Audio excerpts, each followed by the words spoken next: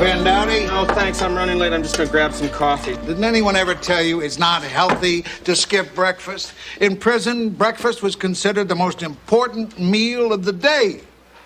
I mean, it gave you that get up and go. Not that there was any place to go, or that you wanted to get up. It was safer sitting down. Less chance of somebody pinching you and calling you one fine mama. I know what you mean. You know what's wrong with your generation, John? You're in too much of a hurry. You don't take time to smell the coffee. Like that coffee right there, for instance. Did you smell it? Not really. Well, come on. There's freshly ground chicory in there. Go ahead, take a whiff. It's very nice. There you go. Celebrate the moments of your life. You know, you really ought to start getting out more. Good morning, Glory. Good morning. Where's Elliot? He's upstairs talking on the phone to Derek. Another one of his stupid stories that go on forever. He's been doing an awful lot of that lately. I mean, telling these stories that go on forever and they never seem to have any point. Maybe there's no point to you because you're in such a hurry. Well, maybe it would help if I stopped once in a while to, say, smell the coffee. I drank some coffee one time in Florida. Is that right? My grandpa used to let me have a sip out of his cup. Mm-hmm. This time when we went to Florida, we were out on the beach with our grandma and grandpa, and when we were out in the ocean, somebody yelled, "Shark, shark."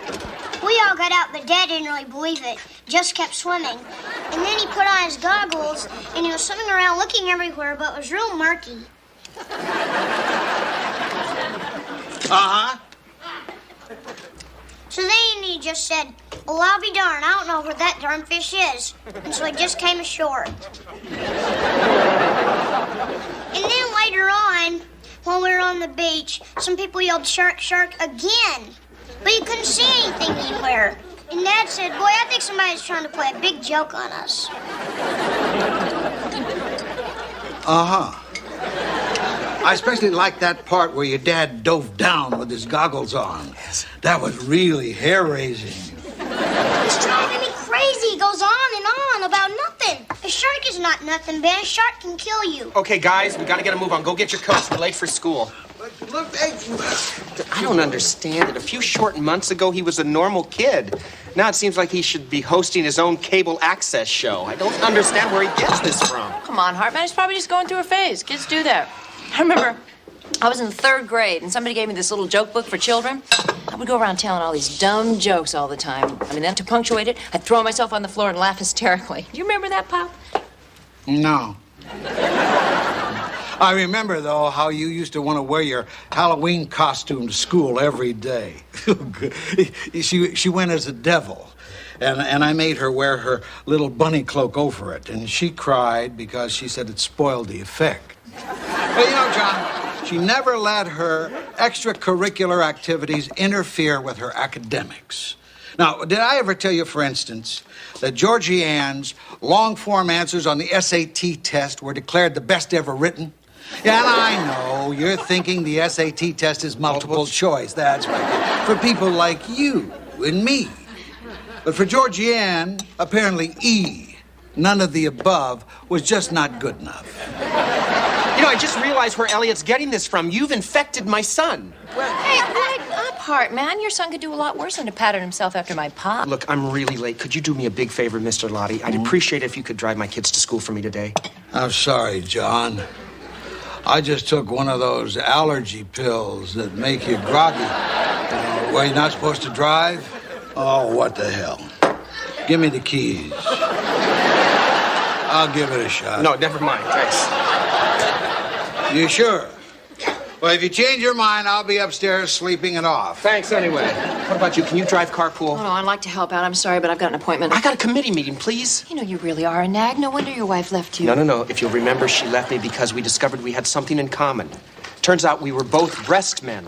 I'm sorry. I've got a breakfast appointment with the son of an old friend of mine, and I'm late. All right, guys, let's roll on out of here. Bye, guys. Goodbye. Hey, Dad, you remember the time you took us camping, and Ben was there, and you were there, and I was there, and the big old bear was there? But you didn't really believe it? I believe it, Elliot. I believe And then it. that big old bear started eating I all wish our the bear had food. eaten me.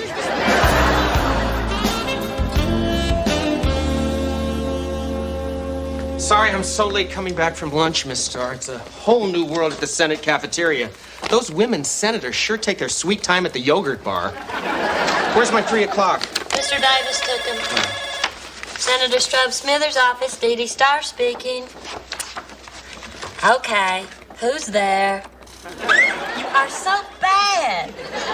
Listen, I can't talk to you right now. There's people in here. Why don't I just, Hold on, people may be leaving. Gotta go. Now there's people here.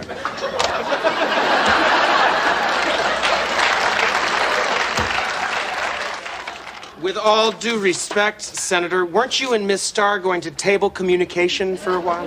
Well, we're not seeing each other.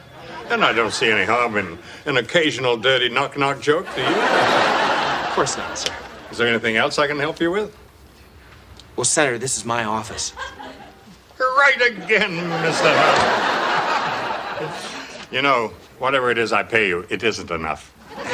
Oh, good, you're back. I got something I wanted to talk to you about. Well, I've got some important senator things to do. So if you need me, I'll be in my office. Through the door, then turn right.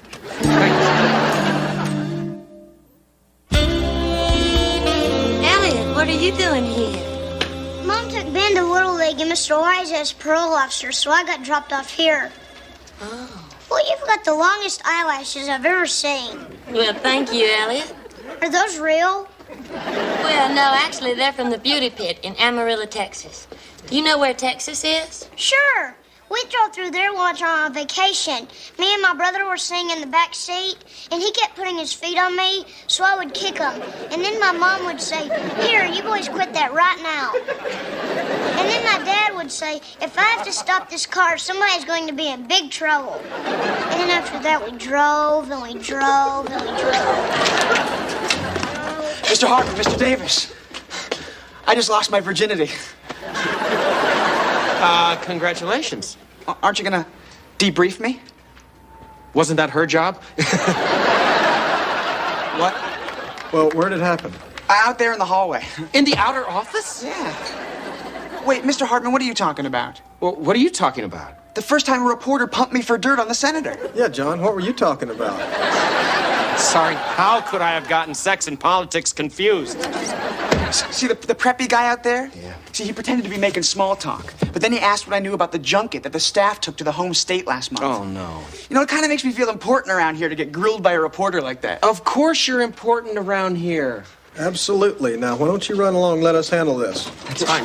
Good job. Good, Alan. We're in trouble. That's the trip where the senator and Dee Dee got adjoining rooms. I remember they ordered 4 gallons of bean dip and 6 extra complimentary shower caps from room service. I still never figured that one out. Anyway, now that the senator and Mrs. Smithers are trying to patch up their marriage, this is the last thing we need. I know. And since the only people that knew about those adjoining rooms were the people in the office, that means we got us a leak. Oh, I don't know, Billy. Well, how else would a reporter know to ask a question like that? I'm telling you, we got to contain this before the senator shows up on Nightline and Dee Dee shows up in Playboy as one of the girls of D.C. Hi. Oh, good. We got kind of situation brewing here. Wait. Do you have time to meet the son of an old friend of mine I told you about first? Oh, sure. John Hartman, Billy Bob Davis. This is Tom DeValla Jr. Billy Bob. Hi. And somebody yelled, "Shark, shark," again. But you couldn't see anything anywhere. And Dad said, "Boy, I think somebody's trying to play a big joke on us." And you never found out who yelled shark, shark? Nope. You know, Tom's father gave me my first big scoop back when I was trying to break into journalism. Now, Tom is a reporter from the home state working on his first story, and I'm just trying to return the favor. Good. So, what's the situation? The what? You said there was a situation? Oh, yeah. Apparently, out in the waiting room, Well, somebody's serving instant coffee instead of the regular coffee. But that probably doesn't fall under your job description, so why don't we get somebody else to take care of it? Nice meeting you. Listen, could Tom use your phone to call the paper? Well, the outside line's busy. That's fine. Boy, danger, suspense, undersea adventure. That was more exciting than a rerun of Sea Hunt. Excuse me, Elliot, what are you doing here? Well, it all started when We'll talk Mom about it on the ride home. had to take Ben to Little League. The long ride home. Excuse us. Listen, I told you if we hired a dyed-in-the-wool liberal as a press secretary, this would happen. You think Georgianne's a leak? Come on. Well, let's think. She has a meeting with a reporter who she's indebted to. The next thing you know, he's sniffing around asking questions about a liaison that only a dozen people in the inner circle knew about. I'm thinking yes. I'm thinking you're crazy. Well, that's because you're using Southern thinking when you should be letting your Northern regions do the thinking. What the hell does that mean? Well, it's just a colorful way of saying that maybe you can't be impartial about this. I mean, what with your cohabitation situation and all. That has nothing to do with this. I know Georgie. Oh, do you really? She's a charter member of the New York Times, Washington Post bunch. And when you get right down to it, we're really not her kind of people. Now, I need to tell the senator that he's been snooping around. Okay, but let me do all the talking. All right. Well, just make sure you're talking from the North Pole and not the South Pole. Sorry to bother you, Senator. You know what I hate about C-SPAN? No commercials. So, every time I come back from the bathroom, I feel like I've missed something important. Yeah. Sir, about the little trip we took back home last month. Hell of a good time, that. Good company, good room service. My only complaint was the bean dipper's a little gritty. We got to do that again sometime. How's next week for you two? Well, sir, actually, there's a reporter outside snooping around asking a lot of questions about the trip. Oh? Oh? Well, he's sniffing around for a scandal, and we just thought it might be good if you were a little circumspect for a while. Okay, well, tell me what this reporter looks like so I know what to look for. Well, he's about medium build. That's enough. Don't overload me. Any idea how he found out? Probably a leak somewhere on the office staff. Who? Well, we have a suspicion. We don't have any proof yet. Well, get proof. Well, with all due respect, Senator, how? Gentlemen, it's a sad day when a United States senator has to do all his own thinking. Let me tell you a little method for dealing with these things. You make up another story about me, one that you can prove later is not true, then you tell it to the person you suspect. Sure. Then you just sit back and see if the planted story ends up in the press, and if it does, then bingo, you got your person. There you go. That's exactly what I'm talking about. Except I'd leave out the part about playing bingo. I'm losing my mind. Or was that me on C-SPAN voting for something on the Senate floor? No, sir, I believe that's your reflection on the television screen.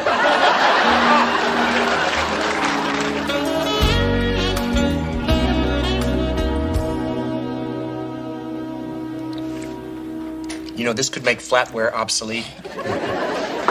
You know, guys, it's hard to believe I've known you for 3 months. And there's still so much I think we have to learn about each other. Oh, really? I think I know everything I need to know, don't you? Not really. I mean, sometimes you're a mystery to me. Like, take your journalism career. There's so many things I want to ask you. Yeah, like what? Well, like, did you ever interview Gorbachev or sail up the Nile with Anwar Sadat or ever spend any time with Daniel Ellsberg before he leaked the Pentagon Papers? No, silly. I was working at the Trib at the time. Oh, but what a great piece of journalism that was. So you have tremendous admiration for people who like to leak big stories. What? Hartman, I think we should get back to the brulee and start over. Okay, no more questions. You just talk to me and say. So tell me, what's the deal with this Tom Diablo guy? His name is Dubala. Yeah. Okay, let's see. When I was first trying to break into journalism, his dad gave me a hot tip on Agnew when he was governor of Maryland. I took it. I ran with it.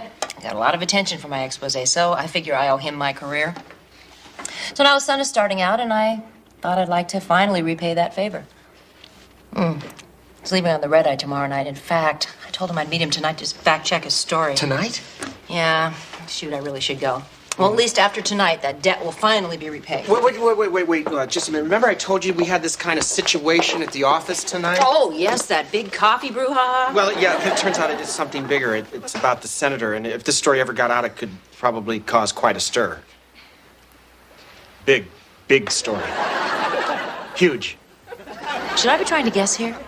No, it turns out it's about the senator. He once killed a man in a jealous rage. What? But it was a long time ago. And it was self-defense.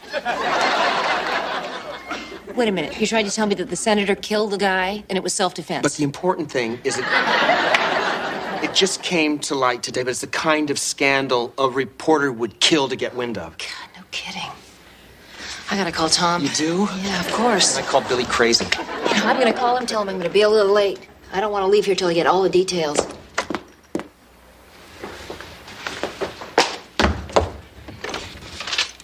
Listen, I have to go out for a little bit. I have to grab some spoons.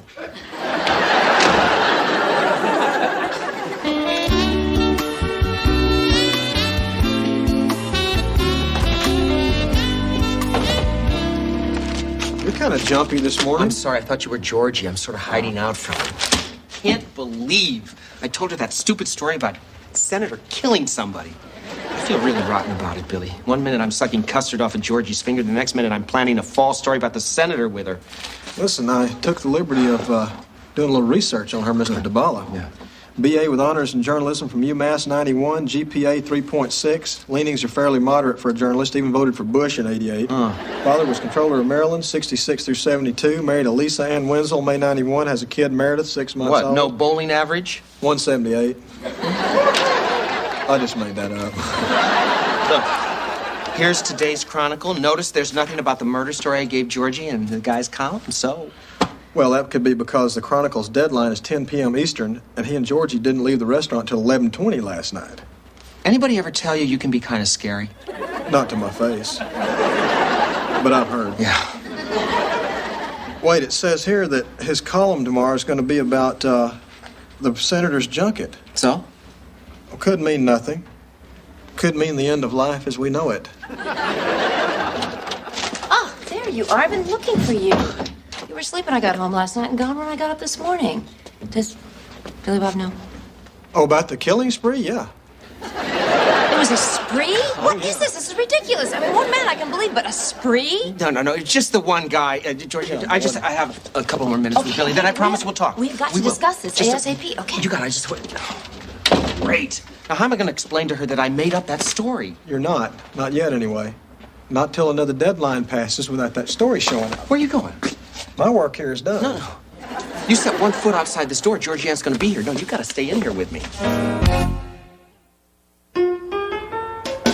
Billy Bob, I appreciate you inviting me to dinner, but why did you choose this restaurant? I hate this restaurant. Reminds me of the date Georgianne had with George Hamilton.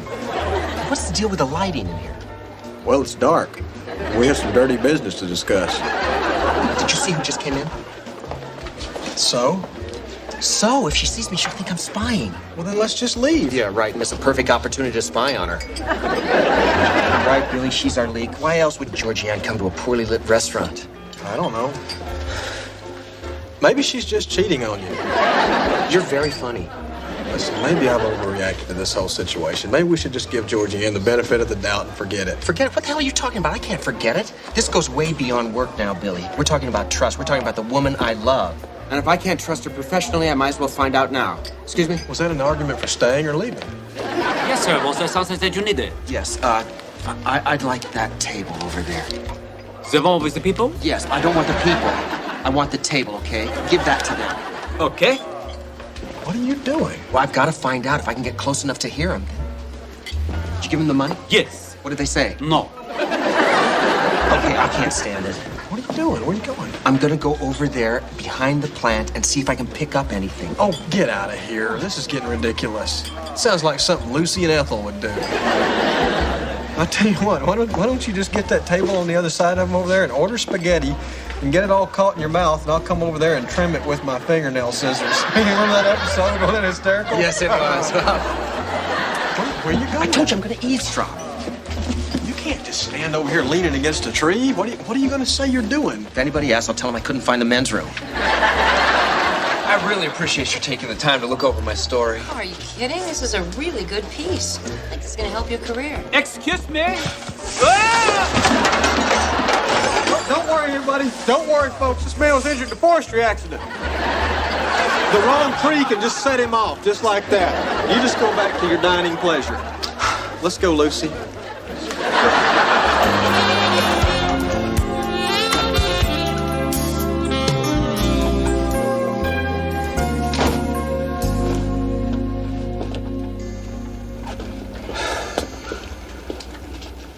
Your friend Tom let me read his article. It was a very nice piece about the senator's last junket home. In fact, it made him sound like a returning hero. I'm sorry I doubted you. And I'm going to give you the benefit of the doubt and assume you were not aware I was trying to get your attention for a ride home. I didn't feel like taking on any passengers. Yeah, well, I finally caught on when you made that sharp turn and I rolled off the hood.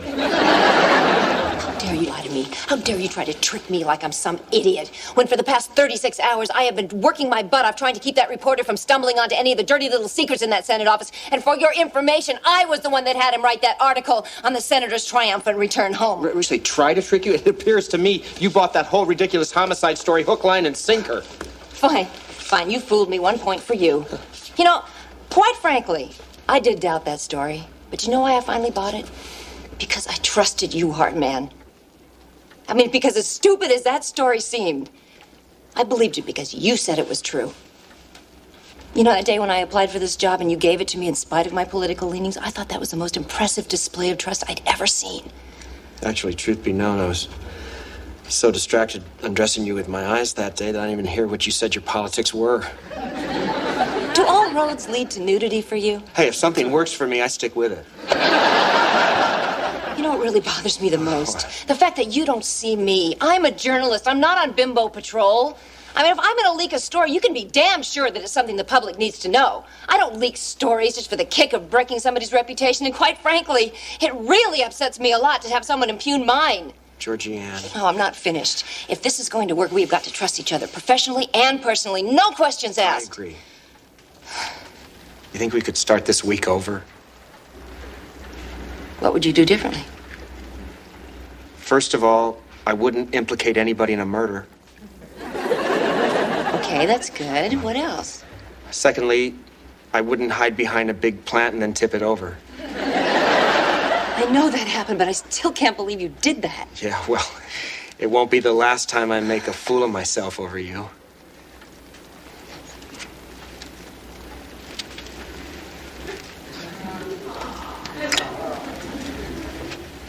Can I walk you home?